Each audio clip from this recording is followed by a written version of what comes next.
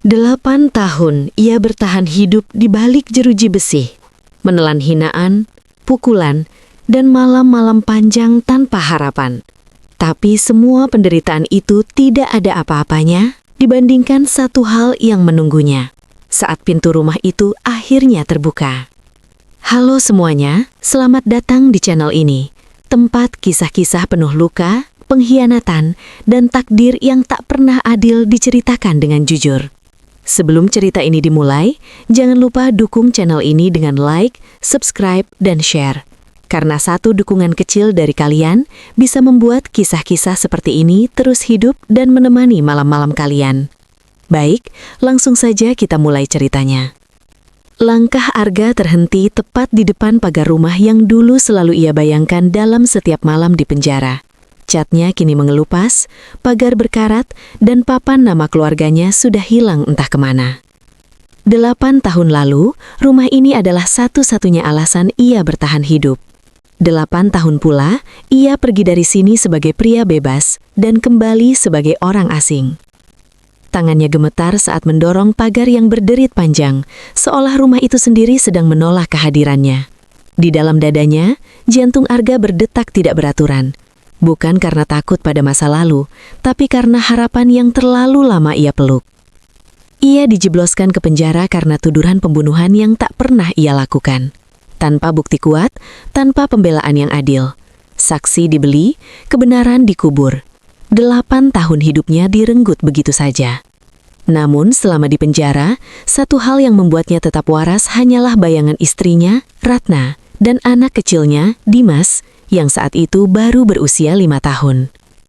"Ayah pulang, Nak." Kalimat itu ia ulang ribuan kali di dalam sel sempit berukuran 3 kali 2 meter. Pintu rumah terbuka perlahan.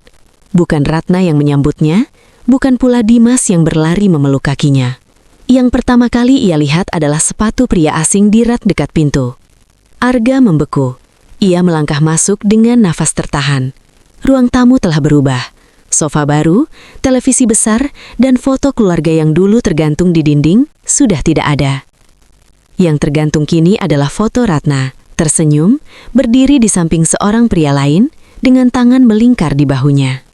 Di tengah mereka berdiri Dimas, lebih tinggi, lebih dewasa, dan wajahnya sama sekali tidak menunjukkan ingatan tentang seorang ayah. Kepala Arga berdenyut hebat, dinding terasa berputar. Ratna, suaranya nyaris tak terdengar. Dari arah dapur seorang pria keluar. Usianya sekitar 40-an, berpakaian rapi, wajahnya tenang, terlalu tenang. "Oh, kamu Arga ya?" ucapnya datar seolah sedang menyapa tamu tak diundang. Ratna menyusul di belakangnya. Saat mata mereka bertemu, Ratna terdiam. Bukan rindu yang muncul di wajahnya, bukan air mata, melainkan ketakutan dan rasa bersalah. "Kamu sudah bebas?" katanya pelan. Arga ingin tertawa, ingin marah, ingin menjerit, tapi yang keluar hanyalah nafas berat dan dada yang terasa runtuh. 8 tahun, aku bertahan hidup karena kamu, karena anak kita." Ratna menunduk. Pria itu melangkah maju, berdiri di antara mereka. "Aku suaminya sekarang, dan Dimas sudah menganggapku ayahnya." Kalimat itu lebih kejam dari pukulan paling keras yang pernah Arga terima di penjara. Ia teringat malam-malam saat ia dipukuli napi lain. Teringat hari-hari ketika ia dipaksa mengakui kejahatan yang tak pernah ia lakukan. Tapi tidak satu pun rasa sakit itu yang mampu menandingi perihnya saat menyadari rumah yang ia rindukan selama 8 tahun sudah bukan rumahnya lagi. Dimas muncul dari kamar. Remaja itu menatap Arga dengan bingung. Tidak ada pengenalan, tidak ada panggilan ayah. "Siapa dia, Bu?" tanyanya polos. Kalimat itu mematahkan sesuatu di dalam diri Arga. Ia tersenyum pahit, senyum orang yang kehilangan segalanya, bahkan sebelum sempat memperjuangkannya kembali. "Ayahmu," jawab Ratna dengan suara bergetar. Namun Dimas hanya mengangguk kaku, tidak mendekat, tidak memeluk. Saat itu Arga sadar, penjara telah mengambil 8 tahun hidupnya. Tapi kepulangannya mengambil seluruh sisa hatinya. Ia berbalik menuju pintu tanpa sepatah kata. Di belakangnya, Ratna menangis. Namun Arga tidak menoleh. Karena bagi dirinya, pemandangan di rumah itu jauh lebih kejam daripada sel penjara manapun. Arga berjalan tanpa menoleh ke belakang. Langkahnya pelan, tapi mantap. Bukan karena ia kuat, melainkan karena tubuh dan pikirannya sama-sama lelah. Jalanan sore itu ramai. Kendaraan berlalu lalang. Orang-orang pulang dengan wajah biasa. Dunia berjalan normal. Seolah tidak ada seorang pria yang baru saja kehilangan seluruh hidupnya. Ia berhenti di halte bus. Duduk. Menunduk. 8 tahun penjara mengajarkannya banyak hal. Menahan emosi, membaca watak manusia, dan bertahan tanpa berharap belas kasihan. Tapi satu hal yang tidak pernah ia pelajari adalah bagaimana kehilangan segalanya dalam satu hari. Di penjara ia punya musuh dan kawan, punya rutinitas, punya tujuan sederhana, bertahan sampai besok. Di luar sini, ia bebas, tapi tidak punya apa-apa. Arga meroboh saku jaket lusuh pemberian petugas lapas. Ada beberapa lembar uang hasil kerja bengkel penjara, dan secari kertas alamat rumah lama. Kertas itu kini tak ada artinya. Ia teringat awal mula semua ini. 8 tahun lalu, ia hanya buruh gudang. Hidup pas-pasan tapi jujur. Suatu malam seorang mandor ditemukan tewas di gudang. Arga yang terakhir terlihat di lokasi langsung ditangkap. Tidak ada saksi meringankan, tidak ada uang untuk pengacara. Ratna saat itu masih berusaha membelanya. Menjual perhiasan, meminjam sana-sini. Tapi sistem lebih cepat daripada kebenaran. Vonis dijatuhkan. 8 tahun. Awalnya Ratna rutin datang menjenguk, membawa foto Dimas, bercerita tentang sekolahnya. Tahun kedua mulai jarang. Tahun ketiga berhenti sama sekali. Surat Arga tak pernah dibalas. Petugas lapas hanya bilang, "Mungkin keluargamu pindah?" Hari itu di ruang tamu rumah yang dulu miliknya, semua pertanyaan itu terjawab. Tanpa penjelasan panjang, tanpa permintaan maaf yang layak. Bus datang. Arga naik tanpa tujuan. Ia duduk dekat jendela, menatap bayangannya sendiri di kaca.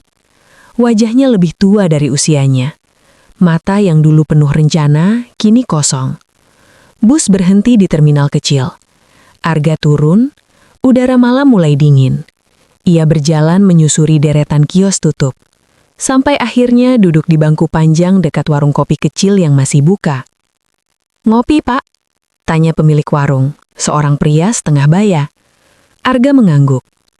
Kopi hitam tanpa gula, seperti hidupnya sekarang. Saat menyeruput kopi panas itu, dadanya terasa sesak. Bukan karena marah, tapi karena pertanyaan yang tak terjawab. Apa yang harus ia lakukan sekarang? Ia tidak membenci Ratna. Tidak juga pria yang kini menjadi suaminya.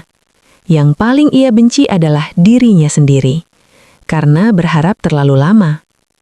Pagi menjelang, Arga tidur di bangku terminal dengan jaket tipis sebagai alas. Saat terbangun, tubuhnya pegal, tapi pikirannya lebih jernih.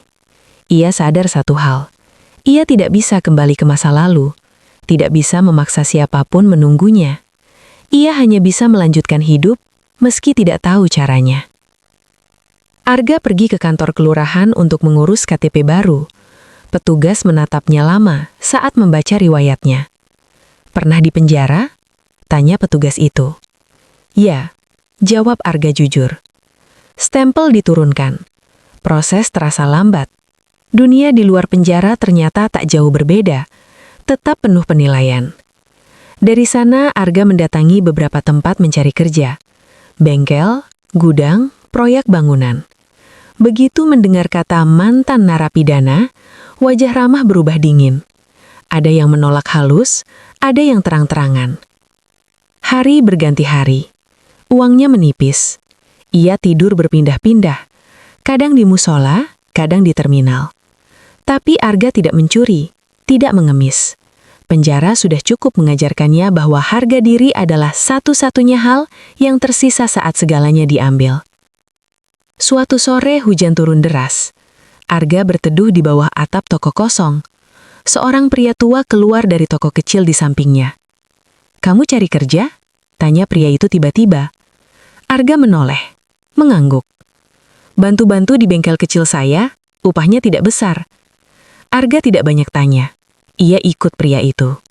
Bengkel kecil, sederhana, jauh dari kata nyaman. Tapi untuk pertama kalinya sejak bebas, Arga merasa berguna. Hari-hari berikutnya ia bekerja dengan tenang. Tidak banyak bicara, datang paling pagi, pulang paling akhir. Pemilik bengkel tidak pernah bertanya tentang masa lalunya. Dan Arga tidak menawarkan cerita. Suatu malam setelah bengkel tutup, pria tua itu duduk di samping Arga. Hidup tak selalu adil, katanya pelan. Tapi kalau kamu berhenti, ketidakadilan itu menang. Arga diam. Kata-kata sederhana tapi tepat. Di kamar sewaan kecil dekat bengkel, akhirnya Arga menangis. Bukan tangisan keras, hanya air mata yang mengalir tanpa suara. Tangisan untuk 8 tahun yang hilang. Untuk anak yang tumbuh tanpa dirinya. Untuk rumah yang kini bukan miliknya. Namun malam itu untuk pertama kalinya, ia juga merasakan sesuatu yang lain. Ketegasan. Bukan untuk balas dendam, bukan untuk merebut masa lalu, tapi untuk membuktikan bahwa hidupnya belum selesai. Di luar hujan berhenti, dan Arga tahu jalan ke depan masih panjang. Namun setidaknya kali ini ia melangkah tanpa ilusi. Bengkel kecil itu menjadi tempat Arga belajar bernapas kembali. Setiap pagi ia membuka pintu besi, membersihkan lantai yang penuh oli, dan menyiapkan alat-alat kerja. Tangannya yang dulu kasar karena kerja gudang, kini kembali akrab dengan besi dan mesin. Tidak ada yang istimewa dari pekerjaannya, tapi rutinitas itu membuat pikirannya tenang. Pak Hadi, pemilik bengkel, jarang bicara banyak. Usianya hampir 60, rambutnya memutih, punggungnya sedikit bungkuk. Ia memperlakukan Arga seperti pekerja biasa, tidak lebih dan tidak kurang. Dan justru itu yang Arga butuhkan, perlakuan normal. Suatu siang, saat bengkel sepi, Pak Hadi menyerahkan ponsel lama. "Pakai ini dulu, biar kalau perlu, gampang dihubungi," katanya singkat. Arga menerimanya dengan ragu. Ia sudah lama tidak memegang ponsel. Dunia di dalam layar terasa asing. Ia mengangguk dan mengucap terima kasih.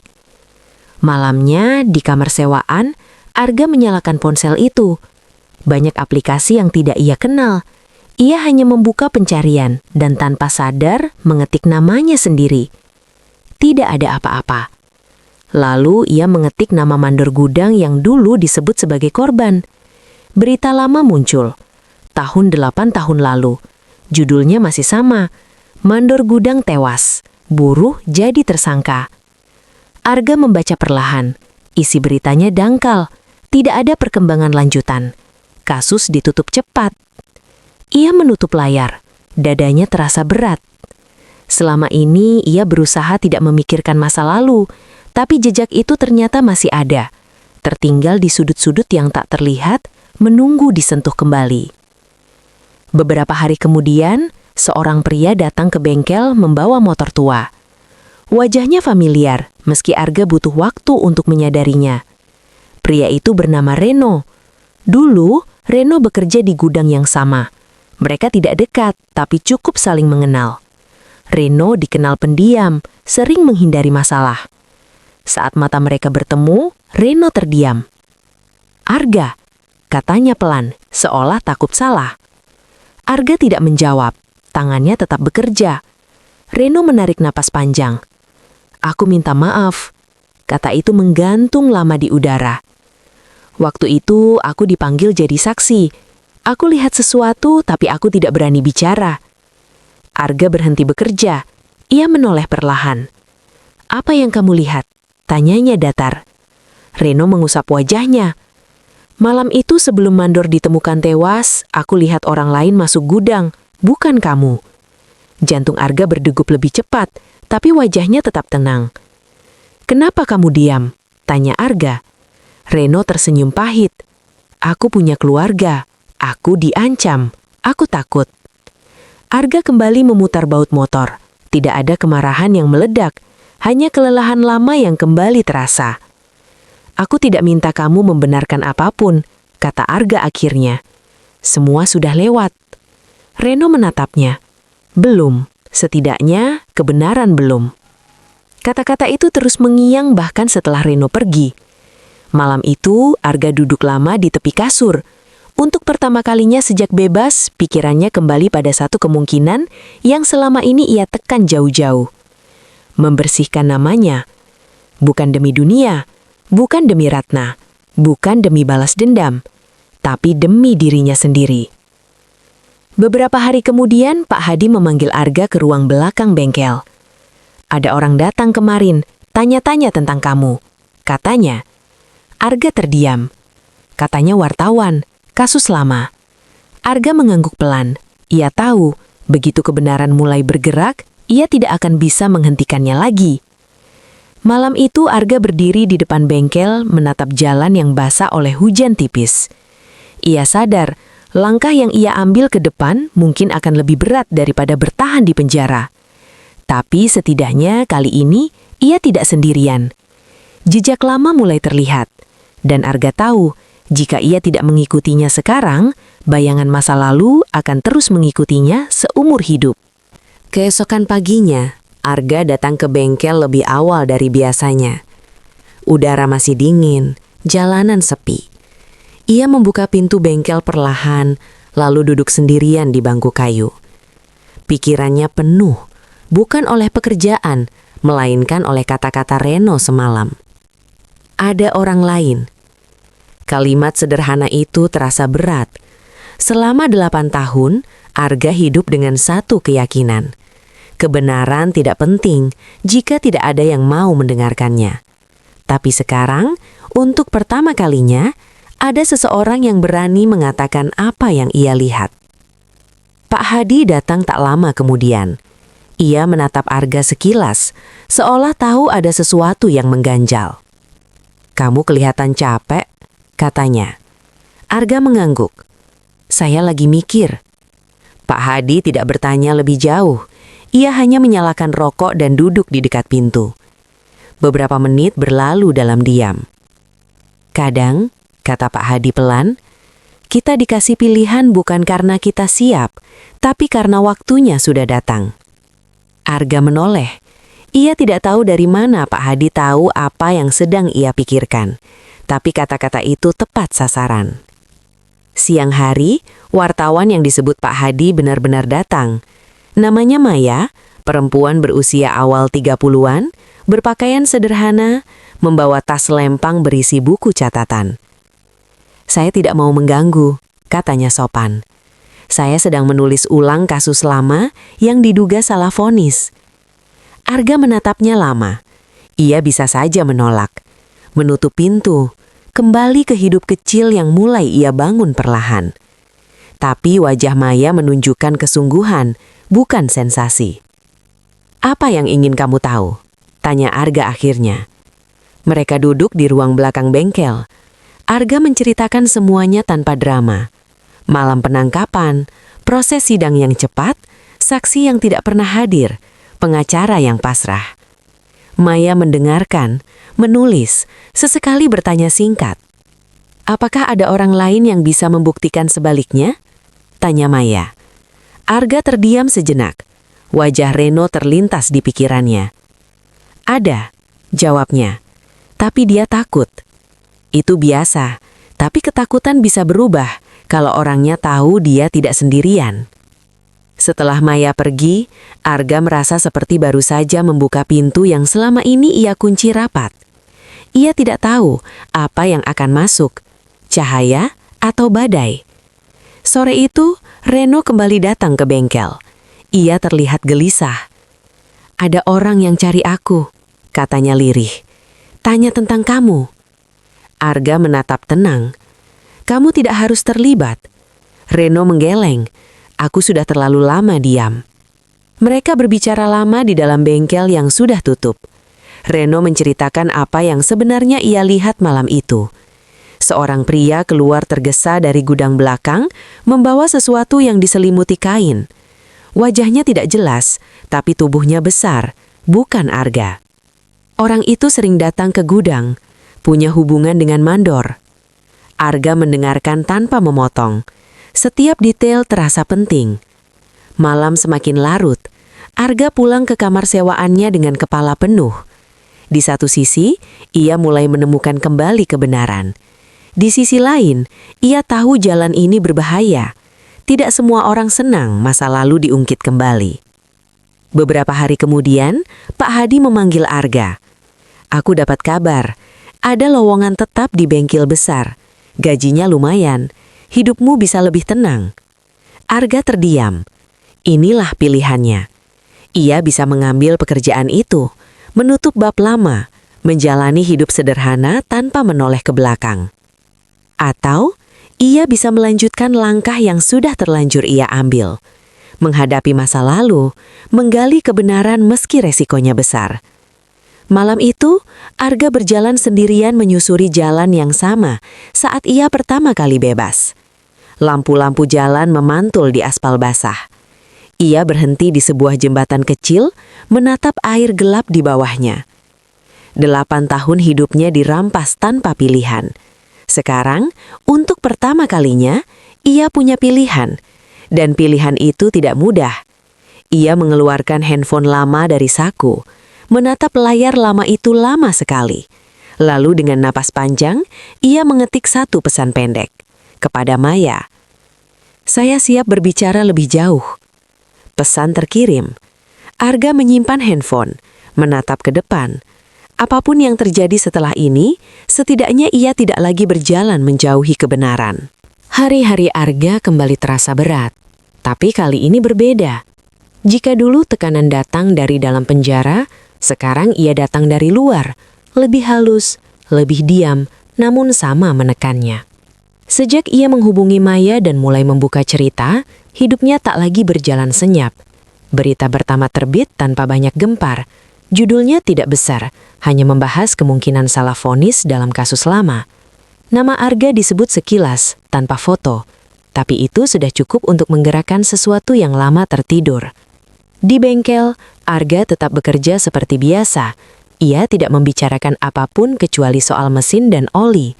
Namun ia mulai merasakan tatapan berbeda dari beberapa orang yang datang. Ada yang pura-pura tidak peduli, ada yang terlalu lama memandang. Pak Hadi menyadari perubahan itu. "Kamu aman di sini," katanya suatu sore. "Tapi kalau ada apa-apa, bilang." Arga mengangguk. Ia tidak ingin melibatkan siapapun lebih jauh. Semua ini adalah urusannya. Malam hari, saat Arga pulang ke kamar sewaannya, ia menemukan pintu sedikit terbuka. Hatinya langsung menegang. Ia mendorong pintu pelan-pelan. Kamar itu berantakan. Tidak parah, tapi jelas bukan kebetulan. Lemari terbuka, kasur digeser, tasnya tergeletak di lantai. Tidak ada barang berharga yang hilang. Pesannya jelas, ada yang mengawasi. Arga duduk di tepi kasur menenangkan nafas. 8 tahun di penjara mengajarkannya membaca tanda. Ini bukan pencurian, ini peringatan. Ia menghubungi Maya malam itu juga. "Ada yang masuk ke kamarku," katanya singkat. Maya terdiam sejenak di seberang telepon. "Aku juga dapat pesan aneh, disuruh berhenti nulis." Arga menutup mata. Ia tahu resiko ini sejak awal, tapi mendengarnya tetap membuat dada sesak. Keesokan harinya, Reno datang dengan wajah pucat. "Aku diikuti," katanya pelan, "dari rumah ke tempat kerja." Arga menarik nafas panjang. "Kalau kamu mau mundur, aku tidak akan memaksa." Reno menggeleng. "Aku sudah hidup dengan rasa bersalah terlalu lama." Tekanan semakin terasa. Maya kesulitan mengakses dokumen lama. Beberapa arsip hilang. Beberapa orang yang dulu terlibat menolak diwawancarai. Ada tembok tak terlihat yang berdiri di depan mereka. Suatu sore, Arga dipanggil ke kantor polisi setempat. "Sekadar klarifikasi," kata petugas itu. Di ruang kecil berbau asap rokok, seorang perwira menatap Arga lama. "Kamu seharusnya bersyukur sudah bebas. Tidak semua orang dapat kesempatan kedua." Arga menjawab tenang, "Saya hanya ingin nama saya bersih." Perwira itu tersenyum tipis. Kadang masa lalu lebih baik dibiarkan. Kalimat itu bukan saran, itu peringatan. Arga keluar dari kantor polisi dengan langkah mantap, tapi hatinya berat. Tekanan datang dari arah yang ia duga dan juga dari yang tidak ia duga. Malam itu, Pak Hadi menemuinya di bengkel. "Kalau kamu mau berhenti, aku tidak akan menilai," kata Pak Hadi jujur. "Hidupmu sudah cukup berat." Arga terdiam lama. Ia menatap lantai bengkel yang penuh noda oli. Tempat sederhana ini telah memberinya kesempatan kedua tanpa banyak tanya. Aku akan selesaikan ini, bukan karena keras kepala, tapi karena kalau tidak, aku tidak akan pernah benar-benar bebas. Pak Hadi menepuk bahunya pelan. Kalau begitu, berdirilah dengan benar. Malam semakin larut, Arga berjalan pulang melewati jalan yang sepi. Bayangan lampu jalan memanjang di aspal. Setiap langkahnya terasa lebih berat, tapi juga lebih pasti. Ia tahu tekanan akan terus datang. Ia tahu jalan ini berbahaya. Namun ia juga tahu satu hal, kebebasan tanpa kebenaran hanyalah bentuk lain dari penjara. Dan Arga sudah terlalu lama hidup di balik jeruji, baik yang terlihat maupun yang tidak. Tekanan yang datang tidak membuat Arga berhenti. Justru sebaliknya, ia belajar bergerak lebih tenang. Ia tetap datang ke bengkel setiap hari, tetap bekerja seperti biasa, seolah tidak ada apa-apa.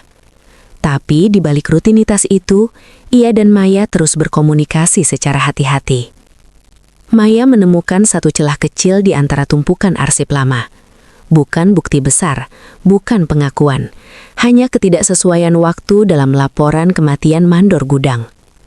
Jam kematian yang tercatat berbeda dengan jam Arga tercatat meninggalkan lokasi. Ini belum cukup, kata Maya saat mereka bertemu diam-diam di warung makan kecil. Tapi ini retakan. Arga mengangguk. 8 tahun lalu retakan kecil seperti ini tak pernah diperhatikan. Sekarang ia tahu retakan adalah awal runtuhnya tembok. Reno ikut membantu, meski dengan ketakutan yang masih tampak jelas di wajahnya. Ia mencoba menghubungi mantan pekerja gudang lain. Sebagian menolak, sebagian berpura-pura lupa. Tapi satu nama muncul berulang kali. Surya, tangan kanan mandor yang tewas. Surya menghilang tidak lama setelah kasus itu ditutup. Informasi itu membuat Arga teringat sesuatu. Dulu, Surya sering terlihat keluar masuk gudang malam hari, bahkan saat jam kerja sudah selesai. Tapi saat sidang, namanya nyaris tidak disebut. Maya mencoba menelusuri jejak Surya. Tidak mudah, identitasnya bersih, seolah sengaja dihapus. Tapi akhirnya, ia menemukan alamat lama di kota lain. Aku akan ke sana, kata Maya. Arga menatapnya ragu. Itu berbahaya. Maya senyum tipis. Kalau tidak ada yang berani, cerita ini tidak akan pernah selesai. Hari-hari berikutnya terasa panjang. Arga bekerja sambil menunggu kabar. Ia menahan diri untuk tidak terlalu berharap. Pengalaman mengajarkannya bahwa harapan bisa menjadi beban. Suatu malam, teleponnya berdering. Maya, suara di seberang terdengar cepat. Aku bertemu seseorang yang mengenal Surya. Arga berdiri. Apa katanya? Surya tidak pernah kabur, kata Maya. Dia dilindungi. Kata itu membuat Arga terdiam. Dilindungi berarti ada kepentingan besar, lebih besar dari satu buruh gudang yang dijadikan tumbal. Beberapa hari kemudian, Reno datang dengan wajah cemas. Ada yang tawarin aku uang, besar, asal aku bilang aku salah ingat. Arga menatap Reno lama. Kamu bebas memilih. Reno menggeleng. Aku sudah memilih. Malam itu hujan turun deras. Arga duduk di kamar kecilnya mendengarkan suara air di atap seng. Ia sadar, kebenaran mulai mendekat, dan semakin dekat, tekanannya semakin kuat. Tak lama kemudian, Maya kembali ke kota. Wajahnya lelah, tapi matanya menyimpan sesuatu. Aku dapat rekaman lama, katanya saat bertemu Arga dan Reno. Bukan rekaman kejadian, tapi percakapan. Rekaman itu pendek, suara dua pria, salah satunya jelas Surya. Mereka membicarakan gudang, uang, dan seseorang yang harus disingkirkan. Tidak ada nama, tapi cukup untuk menimbulkan pertanyaan. Ini masih belum cukup, kata Arga jujur. Belum, jawab Maya.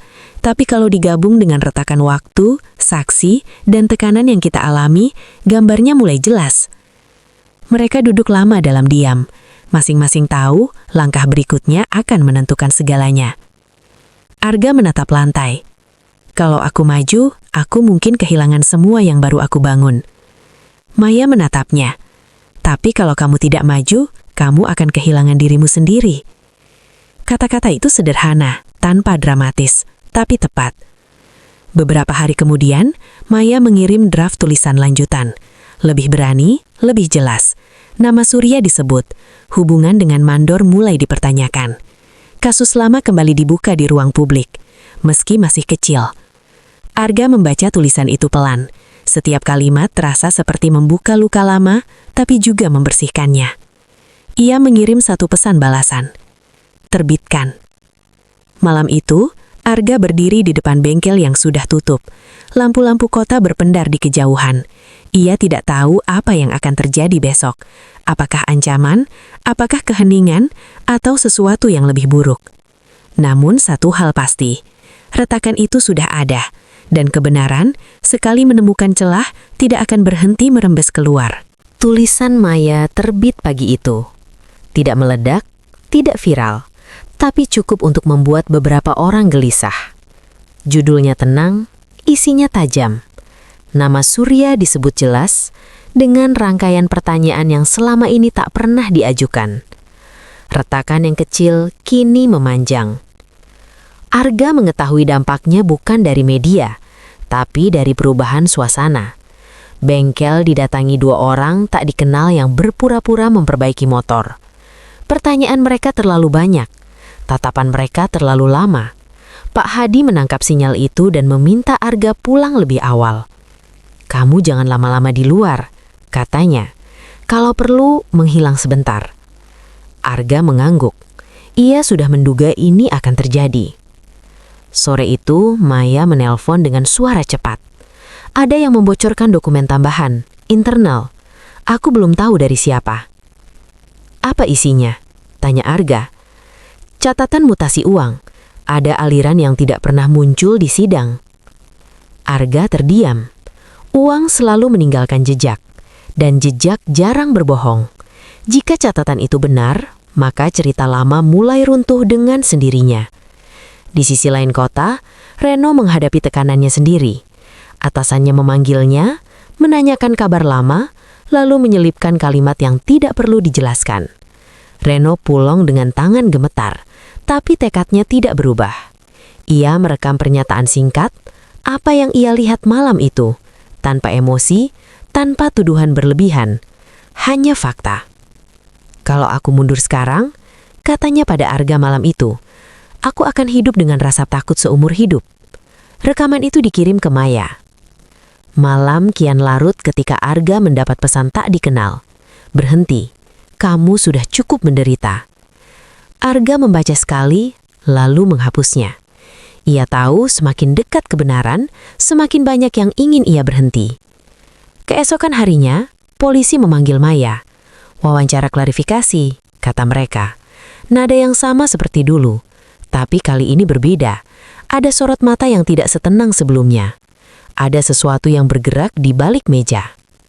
Sementara itu, nama Surya mulai dibicarakan di forum kecil, di kolom komentar, di grup-grup lama pekerja gudang. Satu demi satu, orang-orang yang dulu diam mulai mengingat hal-hal kecil. Jam lembur yang ganjil, perintah mendadak, pintu gudang yang sering terkunci dari dalam. Tak ada pengakuan besar, hanya serpihan. Tapi serpihan itu saling menguatkan. Arga dipanggil lagi ke kantor polisi. Kali ini suasananya tidak sama. Pertanyaan lebih hati-hati, nada lebih formal. Tidak ada senyum tipis, tidak ada peringatan terselubung.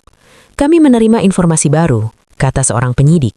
"Kasus lama ini mungkin perlu ditinjau." Arga mengangguk. Ia tidak merayakan apapun. 8 tahun mengajarkannya untuk tidak terlalu cepat percaya. Sore itu, ia berjalan pulang melewati rumah lamanya. Ia berhenti sejenak di seberang jalan.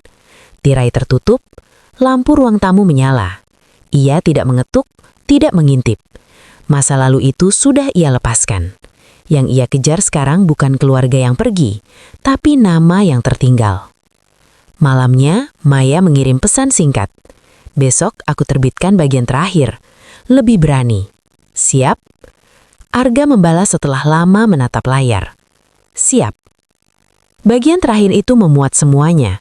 Ketidaksesuaian waktu, aliran uang, kesaksian Reno, dan satu pertanyaan yang tidak bisa dihindari. Mengapa Surya tak pernah benar-benar dicari? Keesokan paginya, telepon Arga berdering tanpa henti. Ada yang mendukung, Ada yang mencibir, ada yang marah. Dunia yang dulu diam kini bersuara. Tidak seragam, tapi nyata. Sore hari sebuah kabar datang pelan namun pasti. Kejaksaan membuka peninjauan ulang. Bukan janji pembebasan nama, bukan pengakuan kesalahan, hanya satu kalimat administratif. Tapi bagi Arga itu lebih dari cukup. Ia duduk di bengkel yang sepi, menatap lantai bernoda oli. Tangannya bergetar sedikit, bukan karena takut, tapi karena lega yang belum berani ia percaya sepenuhnya. Pak Hadi menepuk bahunya. Apapun hasilnya, katanya, kamu sudah berdiri dengan benar. Arga mengangguk. Ia tahu besok bisa saja lebih sulit, tapi malam ini ia mengizinkan dirinya bernafas. Karena ketika semuanya mulai bergerak, tidak ada lagi jalan untuk kembali diam. Proses peninjauan ulang berjalan pelan. Tidak ada sidang besar, tidak ada sorotan kamera berlebihan. Semua berlangsung di ruang-ruang tertutup, dengan tumpukan berkas dan wajah-wajah serius. Arga datang setiap kali dipanggil, duduk, menjawab seperlunya, lalu pulang. Ia tidak lagi berharap keajaiban, ia hanya ingin selesai. Reno memberikan kesaksian resmi, suaranya stabil meski tangannya sedikit gemetar. Ia menceritakan apa yang ia lihat tanpa menambah atau mengurangi. Setelah itu, ia keluar ruangan dengan nafas panjang, seolah beban bertahun-tahun akhirnya turun dari pundaknya. Maya menyerahkan seluruh dokumen yang ia kumpulkan. Tulisan-tulisannya tidak lagi menjadi pusat perhatian.